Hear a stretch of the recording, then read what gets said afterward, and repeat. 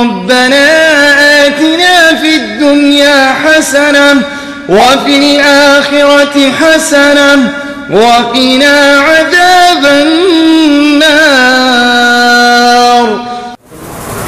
इस देश के सबसे बड़े पंचायत मेंबर ऑफ पार्लियामेंट के पूर्व सांसद, हमारे अभिभावक जनाब सरफराज आलम साहब और सीमांचल विकास मोर्चा के संयोजक भी हैं। पूरे सीमांचल की समस्याओं को ज़मीनी स्तर से अपने वालिद मोहतरम के गुजर जाने के बाद अपनी जिम्मेदारी को निभाने का काम करते हैं।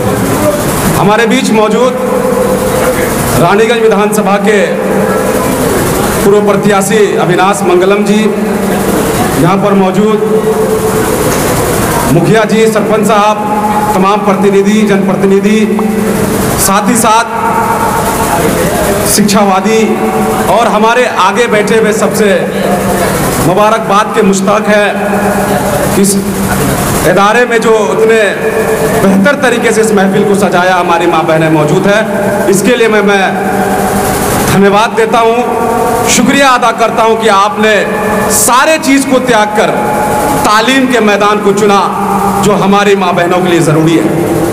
आज हमारी माँ बहनें तालीम से काफ़ी पीछे जा चुकी है और मैं अपने पूर्व सांसद जनाब सरफराज आलम साहब के ओर से इस इदारे के तमाम अरकान को मुबारकबाद देना चाहूँगा कि आपने ग्रामीण स्तर में इस तरह का जो इदारा कायम किया है, ये वाकई में सराहनीय योगदान है।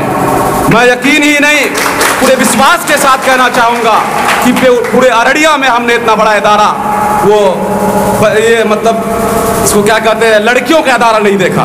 आज हमने फरकिया, एक छोटी सी गांव कस्बा जो कि शेड्यूल क्षेत्र में पड़ता है, अररिया से काफ़ी 30-35 किलोमीटर की दूरी पर है, लेकिन जब यहाँ से बच्चे पढ़कर निकलेंगे तो हमें यकीन है कि अररिया ही नहीं, पूरे बिहार ही नहीं, हिंदुस्तान का परचम लहराने का काम करेंगे। आज हम लोग माँ बहनों को बुर्का में देख रहे हैं और यही माँ बहनें हमारी अभी इंग्लिश में बोल रही थी, उर्दू ज़बान में बोल रही थी, हिंदी में बोल रही थी। क्या अगर हम चाहेंगे अपने बहनों को डॉक्टर भी बना सकते हैं, इंजीनियर भी बना सकते हैं, किसी भी मैदान को चुन सकते हैं, सिर्फ हमारी गार्जियन अगर इनको सपोर्ट करे। मैं ज़्यादा कुछ नहीं कहते हुए आप लोग सारी समस्याओं को आसानी के साथ सुना रहे थे हमारे माननीय सांसद महोदय को, और सांसद महोदय किसी का काम करने के लिए कभी पीछे नहीं हटते। मैं आपको ये विश्वास दिला दूँ, जब हजरत यहाँ से एक प्रोग्राम का दावत लेकर गए थे सांसद महोदय, उसी समय SDO सर को कॉल किए थे, शायद कुछ उसकी आपसी बात हुई होगी। हम आपको विश्वास दिलाते हैं सांसद महोदय की ओर से कि आपकी समस्या का तुरंत ही निदान किया जाएगा। और इन्हीं चंद बातों के साथ पूरे असातिज़ा को मैं मुबारकबाद देना चाहूँगा कि आप अपने बच्चों को बेहतर तरीके से तालीम दें ताकि ये गाँव का नाम रोशन कर सकें। शुक्रिया।